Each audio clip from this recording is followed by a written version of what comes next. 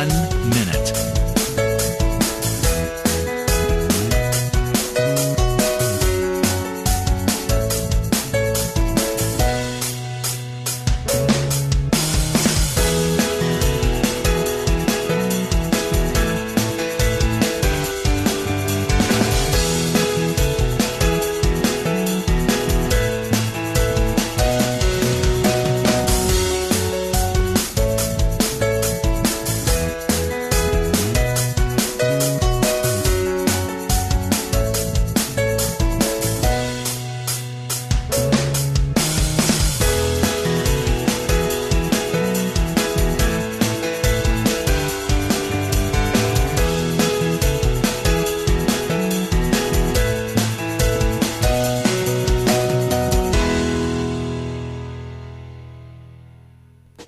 Welcome to Lynn Cullen Live at pghcitypaper.com. Email your questions and comments to Lynn at pghcitypaper.com.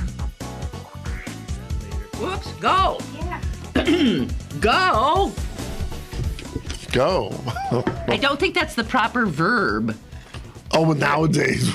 No, what did they say? What did they go? I mean, I've been in broadcasting for they don't say go. You're on, or whatever it is. You're on. Hit it, baby. Yeah, go. We've been struggling in our intros here of late. I've been. Well, you know what the word "go" is? That's with young people. And she goes. Oh, and I hate that. I hate that. It's like what is wrong with the word "said"? Said, yes. It's also one syllable. Won't take you. You're not saving any time. There has to be something. I went, and they even use the past play, right. So I went, and then she went. Like, awesome. You know, it's very funny. They used, I don't know if you saw, it was yesterday or day before? Yeah, yesterday before, this huge gift of Cubist artwork that Yes, I saw But they that. used the word awesome in there. And I'm like, that's the first time awesome in this present moment is used correctly. Correctly. That is Billions of dollars. That's awesome. Awe. Right. Not like, oh, that's an awesome blouse. Yeah, it was a Picasso painting. Woman in... No, it was like 37 paintings. Oh, it was 37. Oh, it's a huge and I just saw the that one. I think that's the biggie. The biggie, but still, it's the 30s. And I think they said that it may, in fact, reduce the the aggregate quality of what MoMA has in terms of its Cubist pictures, because these are so great that the Met might jump up to the top Cubist collection in New York City. Well, the Met can't have a better collection than the Museum of Modern Art. Well, but if you get 37 great pictures, that's pretty damn good for any place. Okay, that's going to start a fight in Manhattan. Tom Sokolowski with me. It's Thursday, the 11th. Yes. Somehow that seems like it's a day I'm supposed to remember for some reason, but I don't.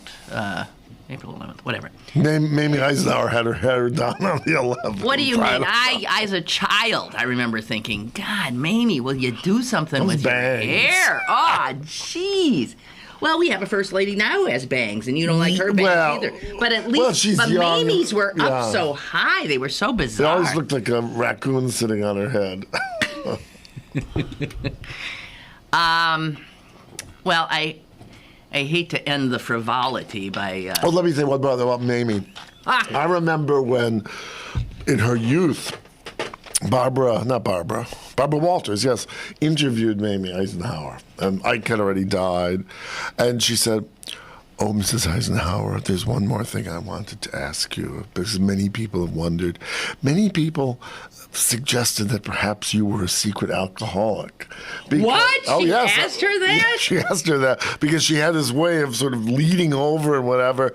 And she said, "Well, you know, Barbara, Ike and I would say to one another, we'd say, sleeping in our bed, whatever the world says, it doesn't matter. We know the truth. It was really an inner ear infection."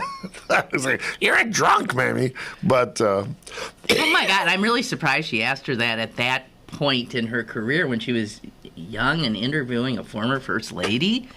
Were you a drunk? I thought she was going to ask her something about her, I wouldn't blame first ladies for becoming drunks. Oh, remember Betty Ford? Yeah, Betty Ford did. I mean, that's the stress, the pressure, the Ugh. But it's funny, Betty Ford, she became, Yeah. what do you call it, eponymous. When you say she's going to Betty Ford, you know what that means. That's right. No, she was a brave woman. Yeah, she was. A Yeah. wonderful woman. Okay, so the frivolity stops right now. Okay. I'm not going to deal with what's going on in Washington because, well, nothing's happened yet. Nothing's happened yet, right. A lot of words, a lot of choreography, a lot of moving around, and so far, nothing. Yeah. So let's just everybody hold their breath and hope that something can be accomplished. To read the paper today was just mind-blowing. I mean, I'm having a problem in that I think I've told you I'm addicted to a television series now that I'm watching. Oh, right. The Wire. Right. Yes, which is about the police and drugs and corruption in the city of Baltimore, which is not unlike Pittsburgh. Right. And because it's so much in my head, that because I'm watching episode after episode after episode, I'm on season 3 now. And it's very graphic. I only saw it one is. episode, It's extremely graphic, but it's also just so well done. Anyway, yeah, I've heard that from many people. What's happening here in Pittsburgh right now is so akin to what I'm watching for entertainment. Right. Yike! On my teeth that I can't wait for this entertainment I watch. And yet here in the paper, it's the same thing. And because I don't know, it's just freaking me out because if you watch the entertainment thing, you get to know the people, right?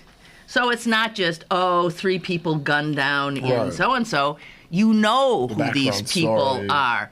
They're human. Drama, you know whether they're good people or not good people or have promise or whatever, are trying to better their lives or yada, yada, yada. So when I read, as I do in the paper today, that there's one shooting, some guy shoots his fiance's 19-year-old son, and then is shot by the brother-in-law of the son, who's also a constable who's off duty. Yeah. Then just blocks away, not that far away, that's East Hills, and then you have middle of the afternoon yesterday, 4 people shot. I mean, they're lying all over the They have to have the same poignant stories. Well, yeah, of course, because we're all human, right? Exactly. Right. So once you realize the humanity of it, as opposed to there they go again, right? Okay, so you got 4 people lying in the street there. You got 2 people shot in East Hills, and then this morning at 1 a.m. or something, there was a high-speed chase ending in East Liberty or Homewood, and an officer grievously injured, and the guy who grievously injured him also grievously injured. Mm-hmm. So where does that get the body count up to? 4, 5, 6, 7, 8. 8 in 24 hours. Add to it that little shootout we had over here downtown. Oh, right, the person in the letters to the editor. Yeah. And you got a gun battle blazing on... I thought of you because it was about the time you usually take the bus. That's right. I was very near where I am. And then we hear that the McDonald's right down here on Smithfield, the McDonald's... Oh, yes, this is the big one. Yeah. Yeah. That's just that's the known place to, drug sales going on. Really? In front of it, in it, all over the place. So now we know what the secret ingredient in the Whopper is. Oh, that's wrong company. So, my God, that's outrageous. And then I read that an undercover officer moseyed on over to the McDonald's the other day and started inquiring as to where he could get some. He was looking for pills. He was looking for like Xanax or something, some kind of a anti-anxiety medication. And a guy says to him, "Here, I'll show you where we can get that." And he says, "Follow me." And the off-duty cop follows this guy. Where does he follow him to? The county office building. Up to the 4th floor. Where? And crystal meth is on the 5th floor. Where was she? And tells him, and tells him to take a. He said, "Yeah, you just sit here." And the guy is sitting in the waiting area of the Allegheny County Public Defender's Office. That's so ludicrous. It's so over the top. I know, no, but this would be in The Wire. It's just perfect. Well, or on Saturday Night Live. Yeah, so he gives the guy $20. The guy goes over to some other guy standing right outside the the public defender's office, and an exchange is made, and he comes back with like 4 of these pills wrapped in a napkin. Yeah. Here, there you go. So this was not an undercover cop. He was actually wanting a drug. No, he was an undercover Pittsburgh police officer.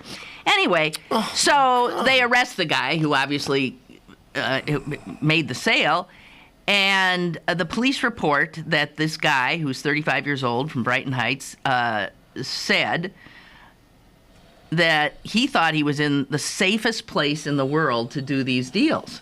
He said, nobody would ever suspect anything. I'm standing here. The other part is one thing if you're getting heroin or something, but Xanax, I mean, it's ludicrous on every possible permutation of Actually, that story. I want some, a lot. I'd like Xanax. Well, I mean, I'll be honest, I take some anti-anxiety drugs too, but I don't think I'd go and buy them on the street. Oh, so now I'll hit you up. All right. Because, I know some friends who have it, and I'll say, hey, I don't suppose you could spare a Xanax, could you? So, okay, there we are, and that's illegal. It's illegal. Oh, if I gave you, yes, of course. It is illegal. So, I mean, we, law-abiding, proper people, engage in these kind of illegal activities. Often. No. Well, listen, have you ever... No, I've never given someone medication like that. Maybe an aspirin, but I've never said, oh, here's a Cymbalta. You've never shared a Xanax or a Valium or something? No. Oh, what kind of a friend are you? Because they're prescription drugs. Well, see, Jess is looking at you like, what? Listen, but I don't... Jess will agree with me that a lot of people, you know what? With you ladies. We have talked. This is one of those things that, truth or dare, if you ask somebody truthfully. Have you ever, while you're, let's say, at a party at someone's house and you go to the bathroom, have you ever looked in their Oh, yes. But you have! But I've never taken... Okay. Andy Warhol used to do that all the time. And he literally would take things. Well, sure. Well, I've never taken it. I've looked. Sorry. Have any codeine? No, I have never taken anything. But... You've looked. I have looked. Oh, yeah, well, it's interesting. I mean, people look in mine, it's like a cornucopia, a pharmaceutical cornucopia. They would say, oh, my God. No, but I don't think I would never give a drug to them because you wouldn't know. Well, that's because... Xanax isn't like morphine or something. No, you wouldn't know. But the point is, you don't know, maybe that to. person had some... would have a reaction to it because of other things they're taking. That's right. No, it's very dangerous. Let's just say. All right, let's just say. It happens. All right. All the time. No, I'm sure. Okay, so there's not a lot of difference between, hey, man, you got a Xanax down here on Smithfield at McDonald's, and me saying to you, hey, Tom, next time when you come in, bring me a few of your Xanax. But the difference is I wouldn't think... You wouldn't take money. That's the only difference. No. All right, okay. No, I wouldn't think that would be the kind of drug that an addict person would want to get. Pills are the big thing now. Oh, really? All kinds. Huh. You'd be surprised. Well, I'm one of these like my brother just said, blood pressure medication. Let me tell you something. My brother's hanging on to gold right now because, as I showed you, my brother got in a bicycle accident the other day and was pretty badly injured. Mm-hmm. Had to spend the night in the hospital and blah, blah, blah, just got out. And I said, so I bet they gave you a ton of painkillers. He said, oh, yeah. And those painkillers, I don't know what, an OxyContin, that's what they give you. What does one of those sell for down over there, down the street? I have no idea. And I have had people when I ask me for them. I have had people Really? ask me Wow. after I had surgery, do you have some? They're gold. Oh, and speaking of gold, the price is so down. I just want I want to say ha ha to all of you people Who have gold bullion in their basement. no, who fell for the right wingers. I mean, not that you ever listen to this crap, but like Beck and Hannity and all of them were saying, get out of the stock market, get rid of everything, and buy gold, buy gold, buy gold. It was going up then. Yeah, buy gold. You cannot lose buying gold. When the apocalypse comes, you want gold. And pay off Jesus. Gold. You're going to send me to hell? How about some gold bullion? Gold is just, if you bought gold because Glenn Beck told you to, you have lost as much as 40-some%. Woo. Yeah, That's amazing. yeah. Why? So is don't that? be. I mean, because it has inherent value. Well, the value is set by the market, right? No, I know, but I don't know. unlike a company, a new CEO comes in and screws up the company, and the company's gold is it's the standard. I mean, it is what it is. It's something. Yeah, but it's 40% down now. Obviously, wow, that's a kicker. Yeah. Well, since I don't own any, I don't really care. But I just have to say that, I mean, the gun violence. No, it's tragic. I mean, But I don't, and again, the violence you're seeing there is not the same kind of thing that like is the Newtown kind of violence. It's right. But it's the body count is worse. If in the aggregate. Because more than likely you or I or Jess or anyone listening would fall victim to something like what you're describing rather than a massacre like Newtown. You don't know. Well, no, but I mean, there's more chance that just some drug thing or some Hey, guy listen, who's you angry. leave here today and you're walking back. You live downtown. Yeah. You're walking back. The wrong place, wrong time. Who No, knows? I know. That's what I'm saying. As Yeah. opposed to someone coming in and machine gunning 80 people. Yeah, well, you But could no, also you live in an urban environment. Although I must say, even with all that, I did think that letter This to the letter editor is so was ridiculous. A little, That will get us to it. There's a letter to the editor from, I won't even mention the name, because I think it's really stupid, this letter. Someone living on Mount Washington. How do you know that? Do they They say that? so. Oh, I said it. I don't. The name is Pat. I don't know if that's male or female, so I'll just let it go. And this person goes on to like freak out about the shooting downtown. And here's what they get from that shooting downtown. It proves that the bus lines need to be moved to the outskirts of the city. Beyond the pale. What the hell? So, I take the bus? What do you mean? There's a shooting downtown and it means that, what is she saying? You can't, these people take the bus. And we can't, right. these people take the bus. So we have to have a cordon sanitaire. Yeah, and make them get off, I don't know where. And I understand, by the way, that Rich Fitzgerald actually, this is a vision he has of keeping the buses out of the core of downtown, not because of their routes. I've never seen a city where the bus turns every corner. It seems. And then people in Pittsburgh, this is one other than the Pittsburgh left, where they have those where the bus turns and you have to stop quite a distance from the stop so the bus can turn. And stupid people, like every other day. They're always beyond that. And you always have to back up. Back up, and let those the bus mega go. buses with two connect. Yeah. Oh, it's such a pain in the ass. I know. Well, it's such a tight little downtown, so that's one of the reasons. We're not really a good grid. I mean, there's all these. And I can see where and also the commercial sector really doesn't like. One of the reasons I've heard a lot of these buildings on Smithfield are empty and just don't seem to do real well. Is because all of us bus riders are standing in front of them, waiting for the bus.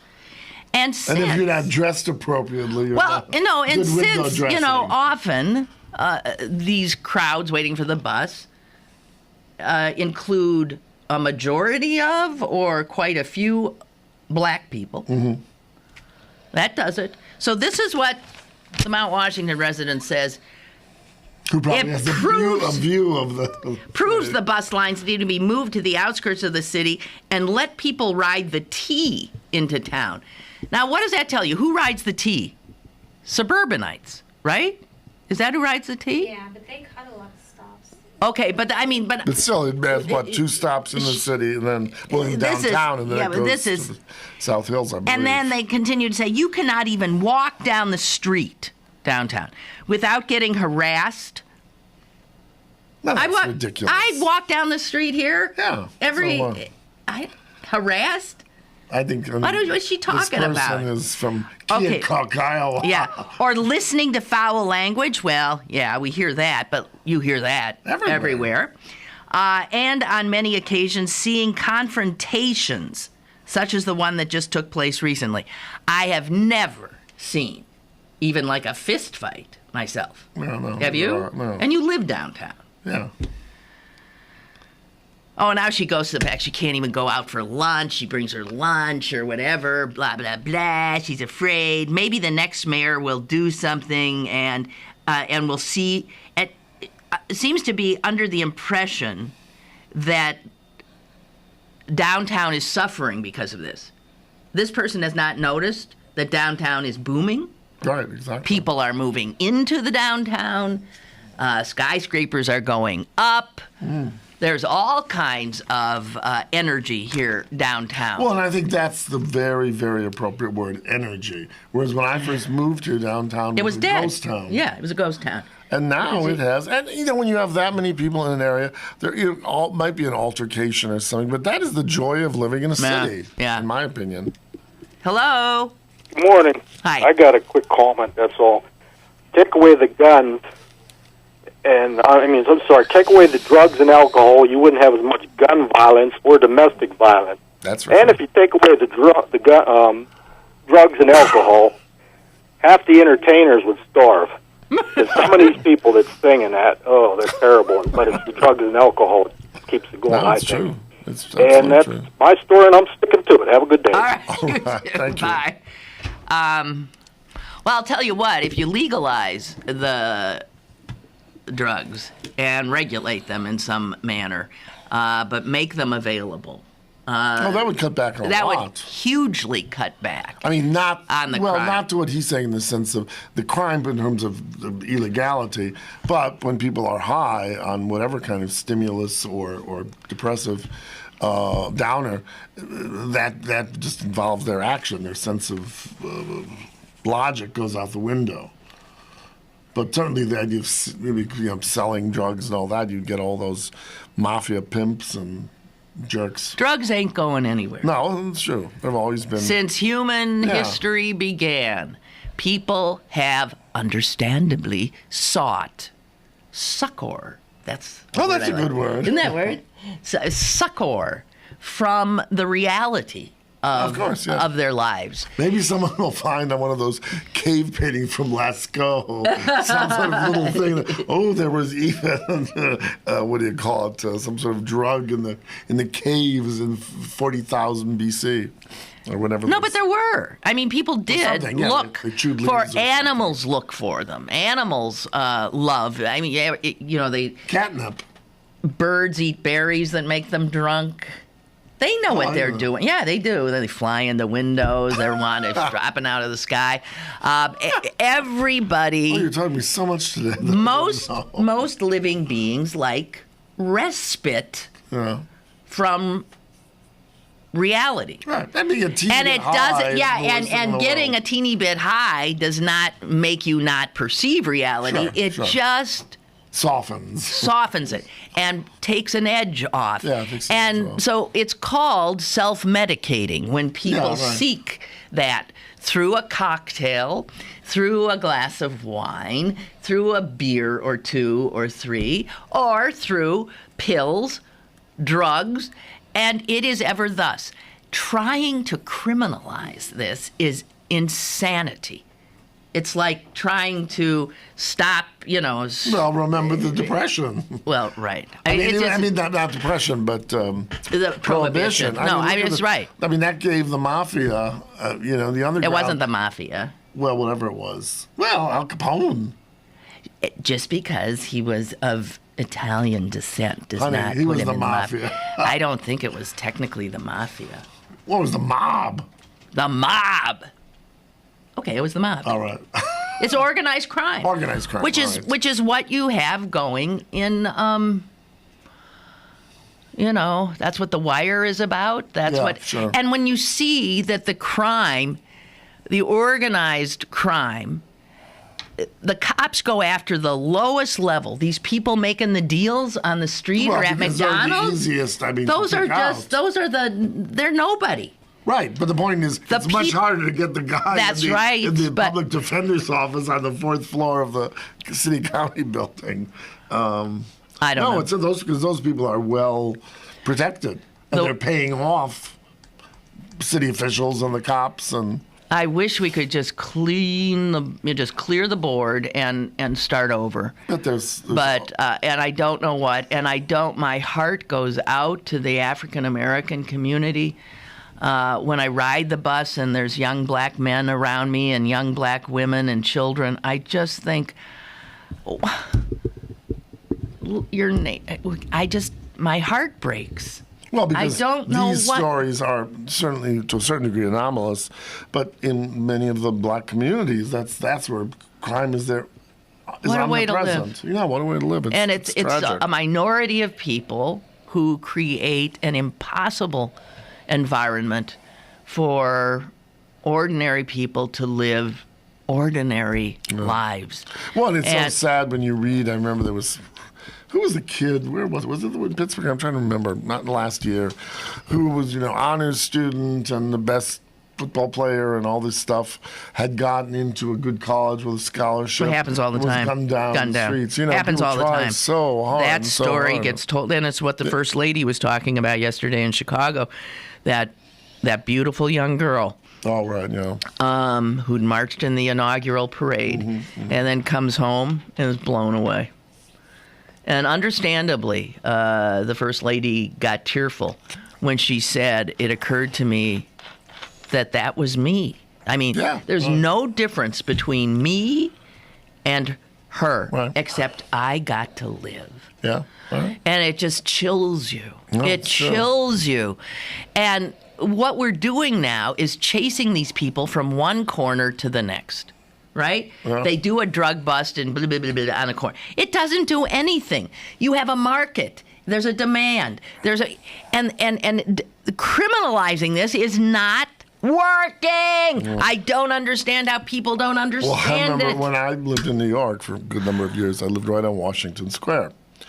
And the corner where I lived, with McDougal and West 4th, was a known corner. There were these permanent, what do you call those things?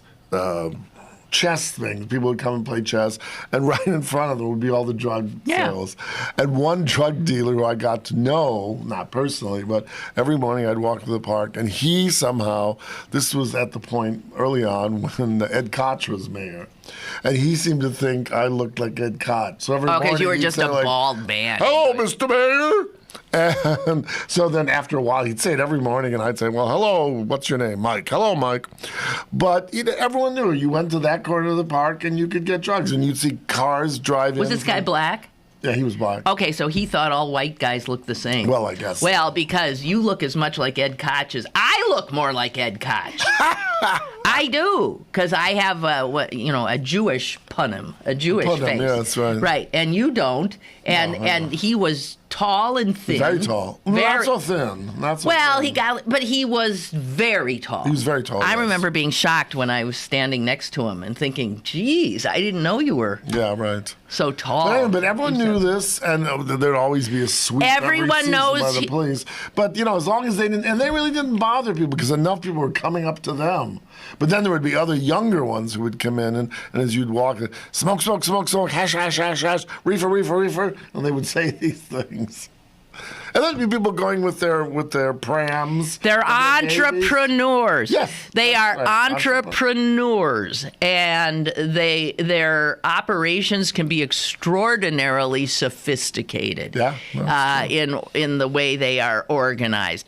And if only you could take that entrepreneurial savvy and let it come into the mainstream, but we're too friggin' stupid to know how to do it, and too fearful of acknowledging that we've been wasting our time, our money, and many, many lives as doing the wrong thing and continuing to do it, which is the definition, of course, of stupidity.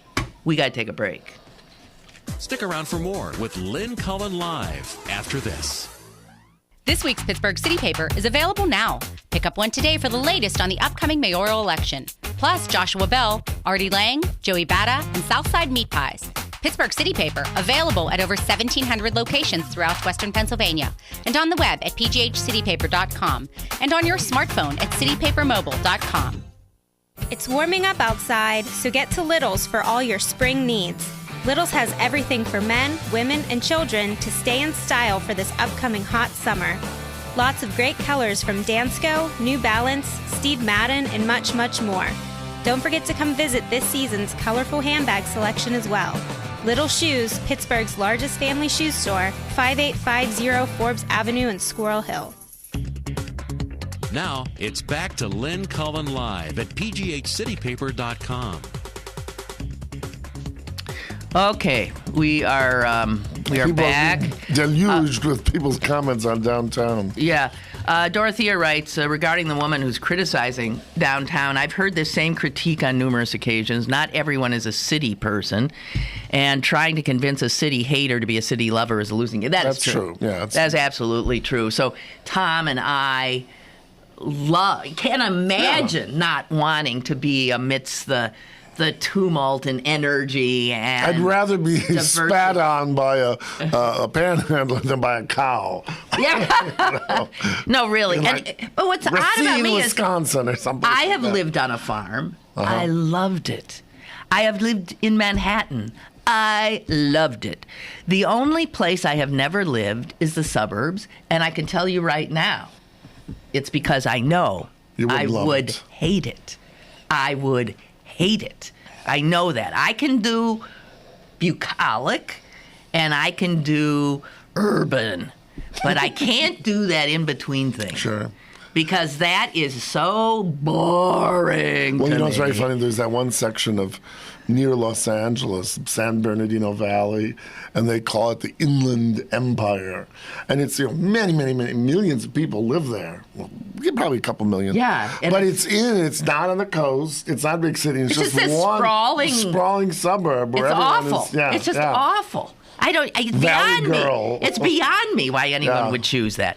Anyway, Dorothea continues, I would suggest that the woman criticizing Pittsburgh visit any similarly sized or larger city in the country, return home, and then revisit her critique. She will find that there's a good reason that Pittsburgh continues to be the most livable. We got a great city here. Crime here is nowhere near as high as it is in so many other cities. And I don't know what to I just don't know what was it? I think it's down now, but last year, Chicago had some horrendous. Yeah, Chicago's having trouble. And that's murders. A marvelous city. It is, yeah. God, I love Chicago. And that would not dissuade me from moving to Chicago. No, of course not.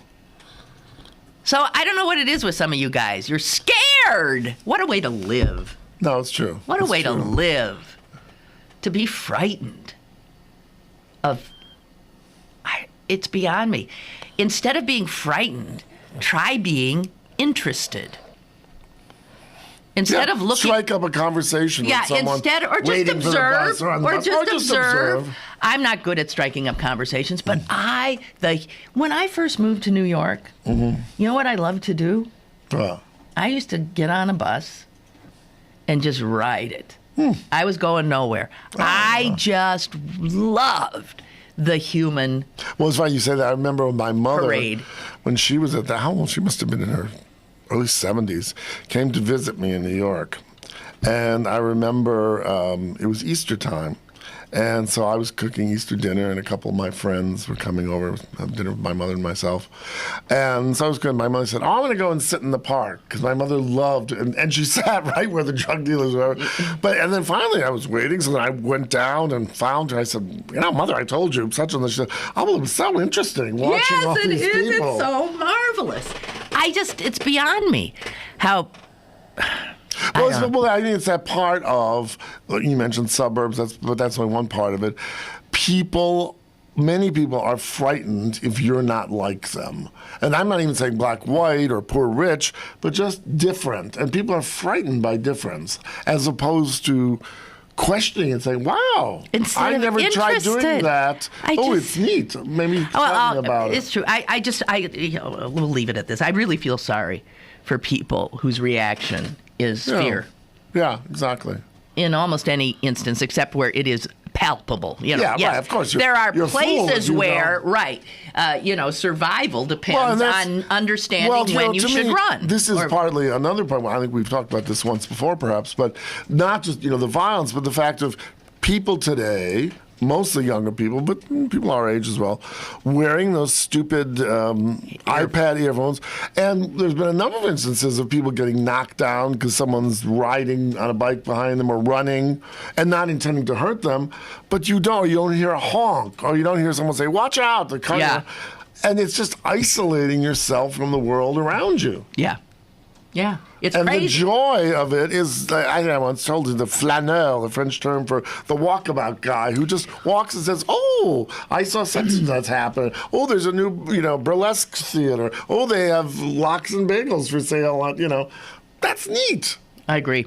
I have tried walking, listening to music when let's say I want to walk 4 miles today, so I'll go out and I'll try listening to music, and it does, provide, some interest.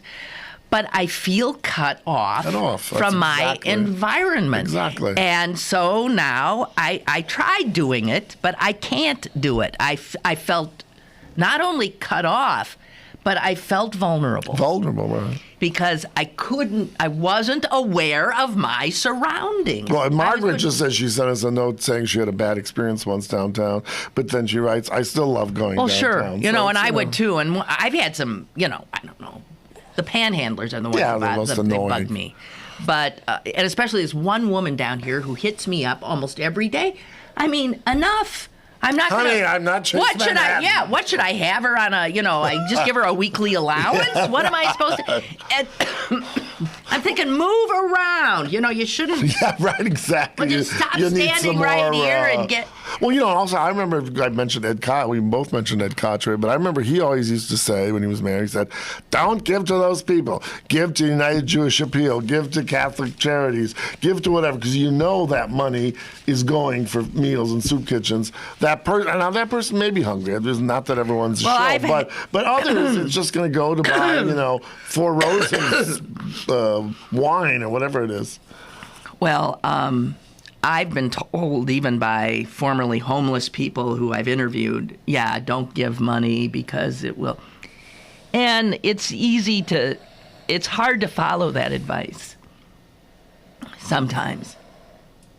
It is for me. Because if you see someone's sitting, looking, I don't know, Susan, my sister, said something to me that I'll never forget. And it's changed my mind because I said something to her about that. I said, Susan, don't give to the guy because he's just going to go buy drugs or get some booze. Right. And she said, yeah? Well, I mean, if she's looking at me because, it's not like we don't drink or want some mild right, but drinks. It's not that you put your last penny to it. She said, if a person is reduced. Okay, well, sure, I know what you're going to say. If a person is reduced to coming up to strangers and asking for money, she said, I'm not going to lecture them. I'm not going to turn my back. So she always gives something. She walks around with dollars, or she's willing to give anything. That's fine. I don't care. Everybody's got to do it their own way. No, of course. I make no sense. I sometimes give. I sometimes get angry and don't. I don't know. Depends on my mood. Yeah, sure. I always remember my most indelible experience about this was under Koch, again. He seems to be the leitmotif of our program today. But he decided that, so many people drove drunk and caroused on New Year's Eve that was not good. So for about 3 years during his terms in office, he made the subway free from 7 o'clock in the evening through 7 o'clock next morning on New Year's Eve. And it was great. The first year especially, I remember going in tuxedo with a couple of friends who used to go to the opera on New Year's Eve. And it was great fun because people were bringing champagne on the subway, and it was really lively. But I remember we got on, and we all lived in the Village, and this woman came through, and I still can see her face, this poor woman, and she was sort of foaming at the mouth. And she was just saying, all the people in tuxedos and evening gowns.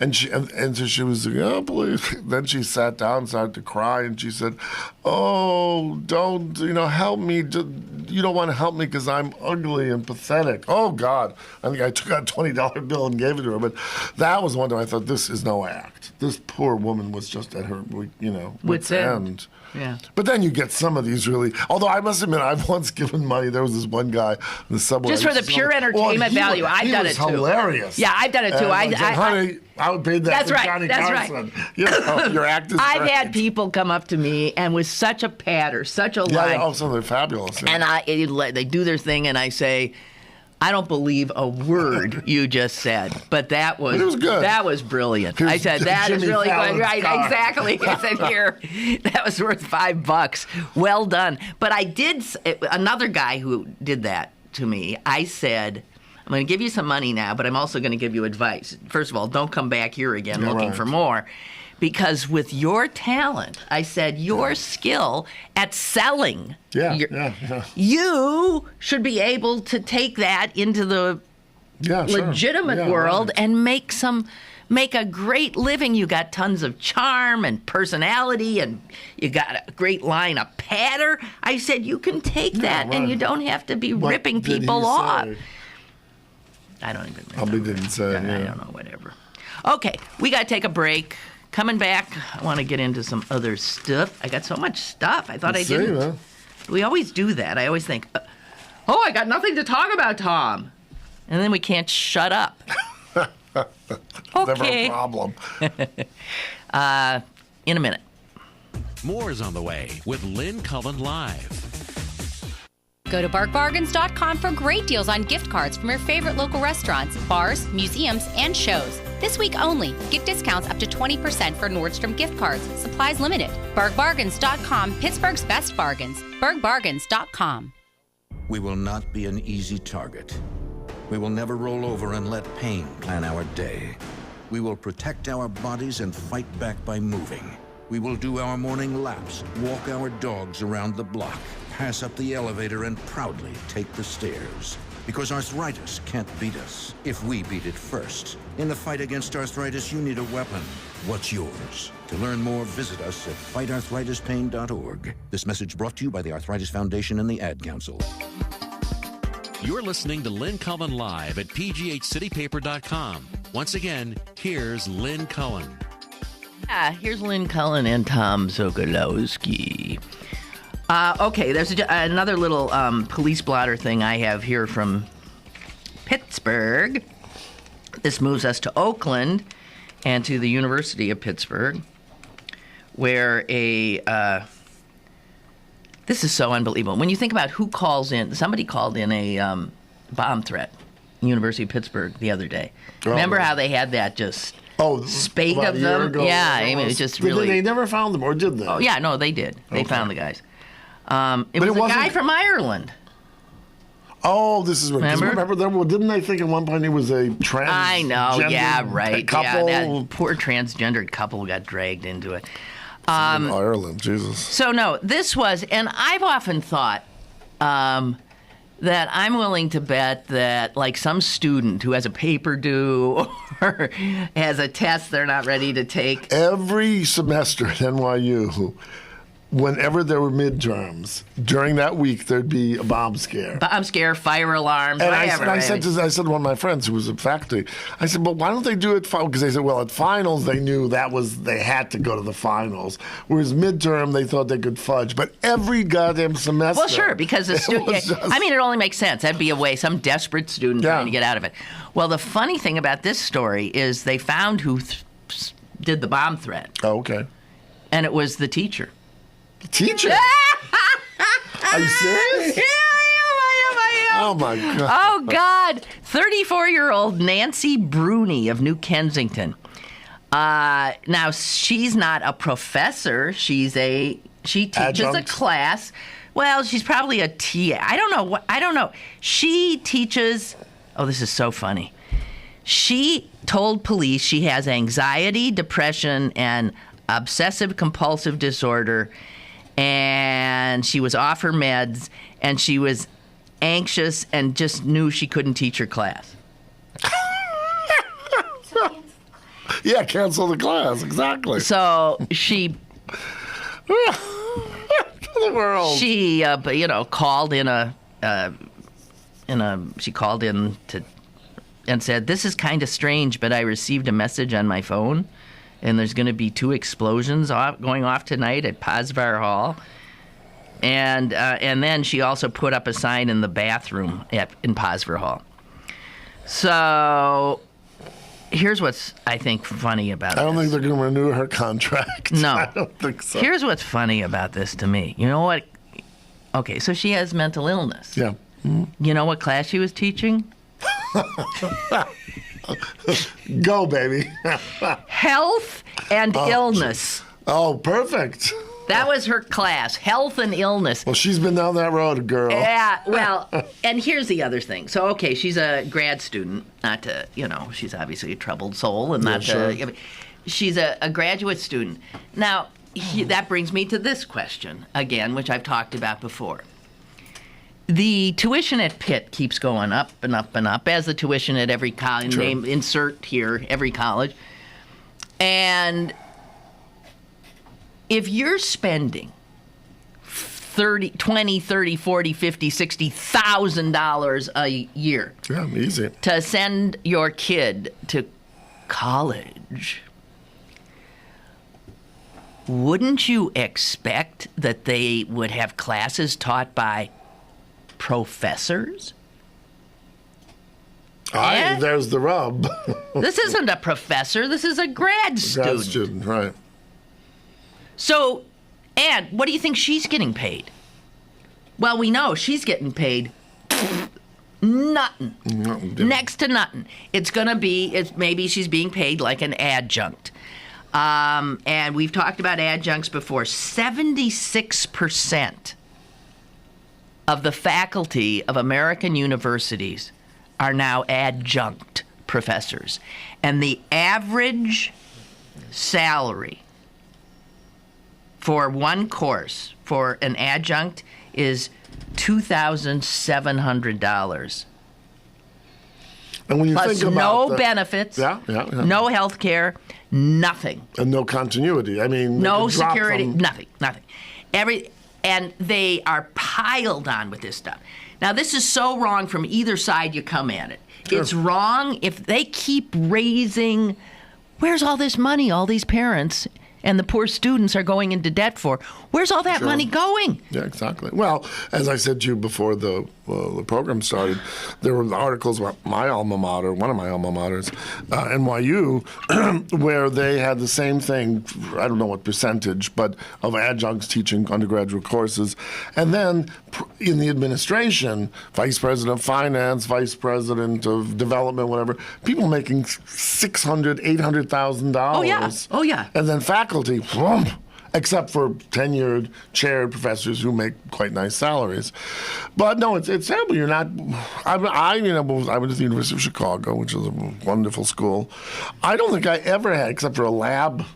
Where you might have had a TA or something. Right? I always had a professor. So did I. And they were top. Yeah, exactly. And that's what you paid less and got more. You got more quality. Now You spend all that money, and you got a bunch of poor, overworked, running around. It's not that these adjuncts might not be fantastic. Yeah, teachers, right. No, of course not. And sometimes they're better. They're young, they're fresh. How dare these And also these universities. kids are trying at the same time because mostly they're probably, they could be recent PhDs, but a lot of them are finishing up their PhD, trying to write their dissertation. That's right. I was saying to Lynn, I had a friend who, when he was doing that in New York City, he taught every single day, and he taught in all the 5 boroughs. This community college, Fordham University, and I think at that point he made $22,000. Well, you know, there was the this 70s. I don't know. Nevertheless. Did you see the story in the Post-Gazette earlier, maybe 4 or 5 days ago or something, about an adjunct at CCAC who taught something like 3 classes there, taught no one office. at Point Park, had one at, I don't know, somewhere else, one of the other schools, and he was teaching, essentially, he was working full-time. Twice over. He was really? working Okay, I didn't remember plus students, you know, you got to grade stuff, you got to this and that. Prepare your lectures. He had no anything. And if a student needed help he didn't even have an office. No. And he stood near the water cooler. He stood near in a corner and told kids that they could see him there in the corridor. Well, did you see the response from the president the next day? CCAC was embarrassed, and they found an office for him. Okay, that's for him. Yeah, Is it any wonder that the Steelworkers Union is trying to unionize these guys? And I don't blame them. I think it's brilliant, and I think they should. And it's just an outrage. Outrageous from the students' and parents' view. Outrageous from the view of these overworked, unbelievably, obscenely underpaid instructors. Despicable. Well, you know, another thing, I was talking with a friend the other day who's been teaching for 3 years at CMU, and he just went off about a month ago to their campus in Qatar. And there were 3 universities there. And it was interesting because what he was saying, and I've heard that NYU does the same thing, so many of these universities in America are establishing these bullocks in countries of the Middle East and Asia, making tons of money. But who are they sending over? These kids who go like to NYU in Abu Dhabi, they're paying the same tuition that they pay at NYU, but rather than getting the top professors, they're getting these adjuncts who are adjuncts in these countries. And they don't care. And the faculty doesn't really care about those branch campuses and places. So again, it's just like the worst aspect of these people who do mergers and acquisitions. Well, it was reminding me of UPMC. Yeah, the same kind of thing. It's disgusting. And I can't believe there's not more of a pushback. Well, it's funny. I remember you mentioned the union. I remember it's about 4 or 5 years ago, NYU, there were about 3 years where they were trying to strike all these adjuncts and that, and NYU finally broke them. I mean, they didn't get to establish a union, and it's awful. Sickening. Just this little factoid I wanted to share while we bemoan the plight of these highly educated adjunct professors. Workers in 7 of the 10 largest American occupations typically earn less than $30,000 a year.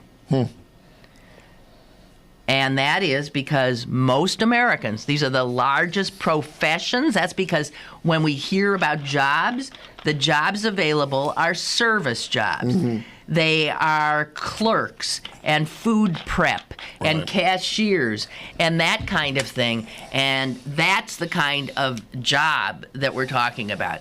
And $30,000 a year is not a viable salary. Well, but I'm telling you. No, I believe, This is what Americans live on. Although it's very funny, I was thinking of these like Rust Belt cities like Pittsburgh, Cleveland.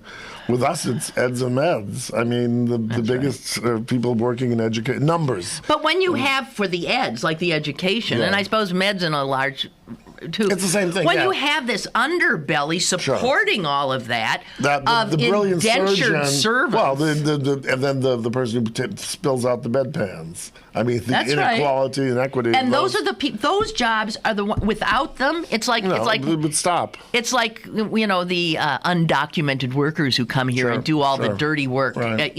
and it's beyond belief.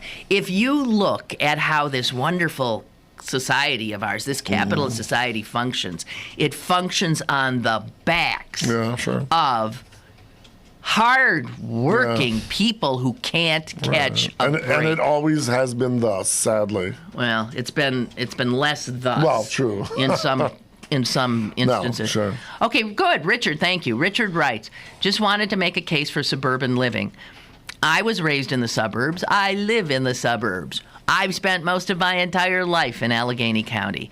But when it's time to spend some leisure time, I don't head for the city, I head for the hills. I understand that, Fayette County or Ohiopyle State Parks. I can't imagine for the life of me why someone would want to spend a day in the city when they can spend a day in the mountains. But that's just me. You can't buy crack cocaine at all. Well, maybe at Ohiopyle you can. But the word Pittsburgh to me means traffic jams, overpriced concessions, parking challenges, high-priced entertainment, crowds. I can't breathe there. Okay, that's cool. That's cool. That can almost be the opening. What was that song? Green Acres. Green Acres is the place for me. Well, as I said, I can completely identify with that. I can do the one or the other, but I can't do the middle, which is suburbia. You can do suburbia and the country, but you can't do... Listen, we're all different. Yeah, we're all different people, thank God, because that's why I like the city. I like diversity. I like a whole bunch of different people. I have one other little factoid here. How many days of vacation did President Obama take in his first term? In 4 years. I got to work this out, actually. In 4 years, he took... I have no idea. 131 days. So what is it? What am I trying to do here? Oh, per year.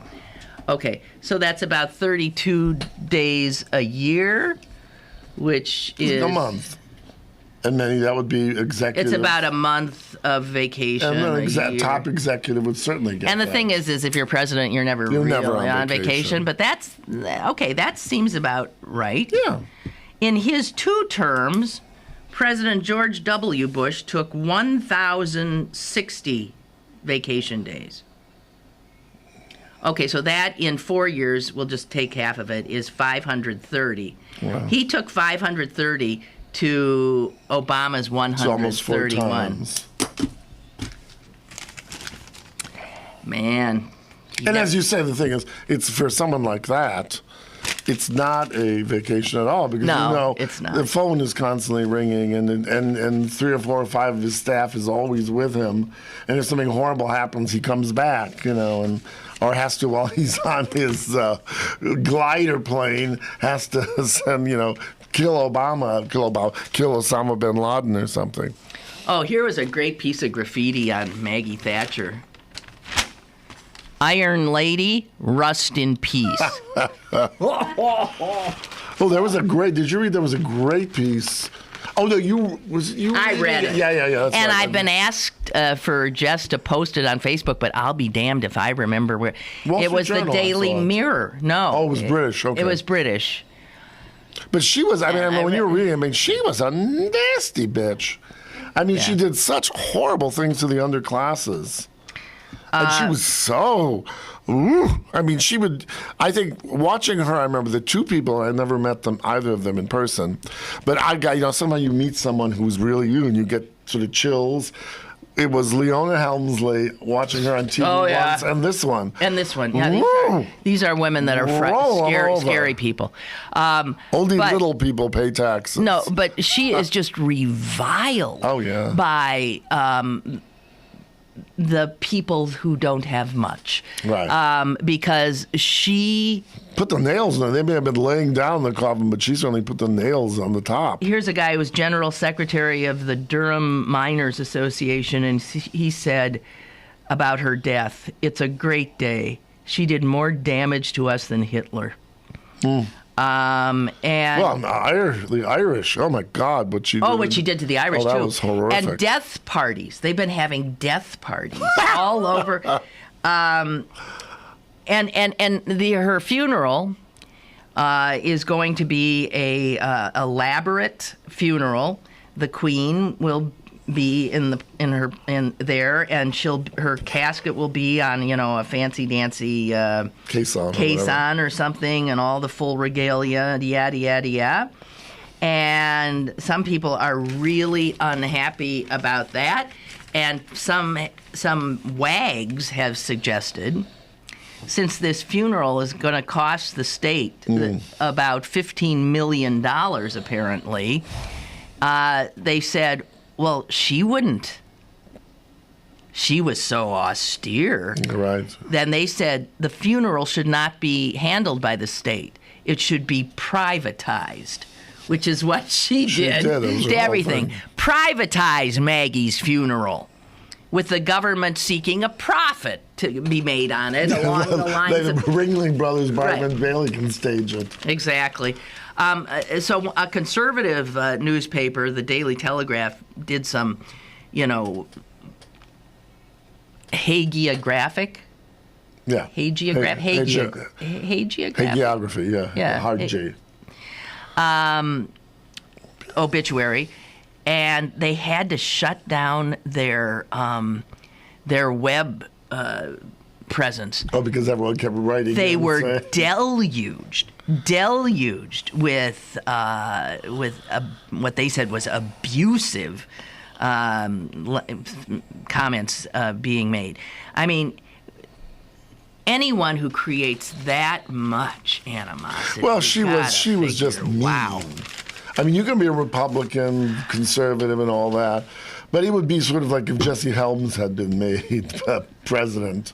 I mean, mean. You know, the one thing, there's a play now in the West End in London with, once again, Helen Mirren playing the Queen. Yes. And it's about the Queen and the meetings the Queen would have, I guess, a few times a year with the reigning prime minister, and they would come in to talk to her. And they were talking about, each one, and Mrs. Thatcher is one of them. And I was thinking, everyone else always gave deference to the Queen because she was the Queen, even though like Tony Blair supposedly got her to go out and stand on the street when Princess Diana's, because he felt it was important for the nation because the Queen was the enemy at that point. I would love to have been flying on the wall to see the Queen with Mrs. Thatcher. I mean, I'm sure Mrs. Thatcher.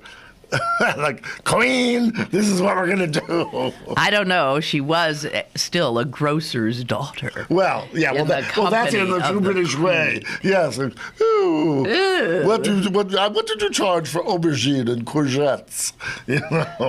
I don't know what aubergine and courgette. Well, aubergine is eggplant, and courgette. They're both French words, but that's what the English use. Courgettes are zucchini. Really? Yeah. That's what they call them? Yeah. Because the French word. Why would the English use French words? Well, they do for a lot of things, actually. I don't know. And aubergine for eggplant. Yeah. So aubergine as a color. Well, yeah. Is not quite that. It's purple. That's sort of. Yeah, aubergine. Because aubergine is I think of as a color, and that's purple. But that's because eggplants are purple. Right. So okay, we got that. See, now we all learned something. Yeah, we learned something. Thatcher was a bitch. Zucchinis are really courgettes. And Thatcher made her mark, certainly. She certainly One did. cannot dispute that she was a very powerful stupid war with the Falklands. Oh, but it wasn't stupid from her point of view. No, it wasn't. She was going to show those Latinos one thing for the other. She was not popular at the time, and it made her immediately that's true, too, popular. right. But they again spent a fortune. What's exactly what her buddy Ronald Reagan did with Grenada. Well, or now Kim Jong-un is trying to do with his missiles. Oh, by the way, I heard that now the missiles have been put in fire. He keeps making them a little bit more menacing, more menacing. Although it was interesting, there was a guy in NPR just before I came here, and he said that in South Korea, people aren't so worried because what they think is when America and South Korea have finished, which will be, I guess, at the end of this month, their war games, wherever they're doing them in that part of the world, he'll say, "Oh, see, they didn't do anything. They were afraid of us. They went home." And then No, it's a choreographed dance Yeah. that they've been doing for ages. But at some point, this guy has ratcheted it up. well, to he's such a twit that if someone did something, like if Obama said something really nasty or something, I could knows? see the jerk pushing the button. Well, I mean, they do every once in a while do something more than just. Well, this guy yap. said what they think they're going to do now is shoot another one off because the last one fell or whatever it did. And hopefully it would go somewhere in the water off of, the coast of Japan. But he said, it could, if they don't have all their screws in the right place, it could hit Japan, and that would be a real Well, it's just fascinating that tickety-boo, wouldn't this it be? is politics on a global scale, and it's being played out. By idiots. Lunatics, and you do just as well to be dealing with a bunch of 3-year-olds. Yeah. And so when we see it happening locally here, when you see it, this is it. This is the world. It's humanity. Well, they said what- also on NPR yesterday, the Chinese, because they slapped him on the wrist. I don't know if you heard. Yeah, they did. The premier of China Said no But the country wor- should be able to create endanger this the guy. world. But anyway, supposedly they said the Chinese term, and I couldn't catch it. But he's referred to as the big fat baby. Is that what they call him? Yeah. Well, it's perfect. We got to get out of here, Yeah. Mr. Sokolowski. Now, I'm going to be here on Monday next week because I can't be here on Thursday. So, see, you'll get more of me in just 3 days. Aren't you lucky? 4 days. 4 days, right? But thank who's you. counting? Oh, we want to congratulate Jess on her upcoming birthday. Yes, Jess is having a birthday this weekend. She'll be 49. She'll be half that Half that. and a little. And I'll be 3 times that, or whatever it is. All right, enough. She wants us to shut up so she can close this place down, right? All right. That's what she Close wants. us down, girl. Bye. Have a good one. Bye-bye.